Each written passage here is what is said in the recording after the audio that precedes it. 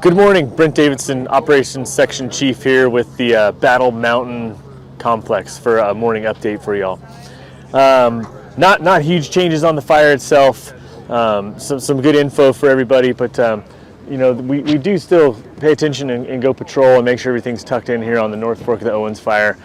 Daily we have resources up there, no issues, no concerns, but we are checking up on that fire up there and making sure it's all tucked in tight and it looks pretty good. A little bit of interior burning, but not a lot to report. The majority of the rest of the fire is also starting to look pretty good. We do have quite a few resources working on the north end still. I know you've heard that a few times, but we have a few areas of concentrated efforts along the actual fire's edge. Over here on the northern side, we're kind of up here in over here on our division Kilo, kind of on the northeastern portion. We've got some work to do and some drainages and things like that where there continues to be a little bit of heat.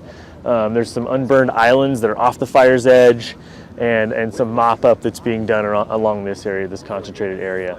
Potamus Creek and kind of up here in this northern portion, this finger of fire that came out, that's another area of concentrated effort. Ditch Creek and Potamus Creek are the big ones here.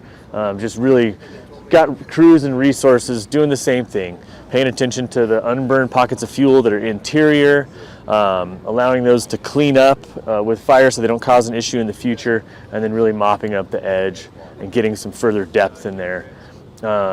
Division Hotel are kind of the very central part of the fire here. In Malloy Creek area, much the same story. Just really taking the time to make sure that's all taken care of and tucked in. And over here, Swell Creek area, it's all the same story. I would just plan on seeing more efforts in these three areas for a little bit longer term before we're able to call those contained. The majority of the rest of the fire is all contained. We've added some additional containment on the fire's edge over on the northwestern side, a little bit more on the northeastern side, but all the rest of the containment's doing great and holding, and we've got folks on the ground that are continuing to monitor that throughout the whole fire perimeter. And then we've started to shift over the last few days, as you've heard, to all the repair efforts. There's quite a bit of dozer line around the communities over here, the equipment line that's being repaired, around the perimeter, some of the things that went direct on the fire's edge, as well as some things that are a little further out, working on stream bed repair, anything that was really impacted by the fires, fixing fence, turning back hand lines and dozer lines, putting in water bars, and that's happening all over the southern portion of the fire. A lot of that is complete over here in the southeast area. There's still more to do, but a lot of that work is already being completed, and we're turning it back the best we can, to just reduce the impact that the firefighting suppression efforts had in the area. We haven't had any new initial attack in our time here in the last 6 days within the fire area and our responsibility to respond zone, and we haven't had anything to assist with any of the cooperating agencies outside of that.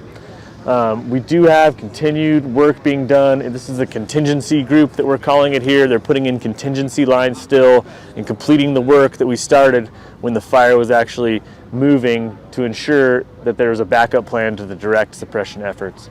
So that work is continuing up here just to complete the job and not leave anything undone out there in the northern end. So the system of roads out here, a little bit off the fire's edge, and up toward Penland Lake, we still have equipment that's working up there to make that look really good. That's the end update for today. Appreciate it.